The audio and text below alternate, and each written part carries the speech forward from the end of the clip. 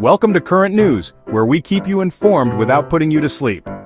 From the latest headlines to the quirkiest stories around the globe, we've got it all covered.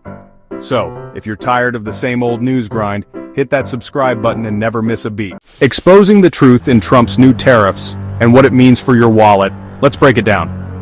On January 20th, 2025, Trump plans to impose hefty tariffs, 25% on all goods from Canada and Mexico, and an additional 10% on goods from China.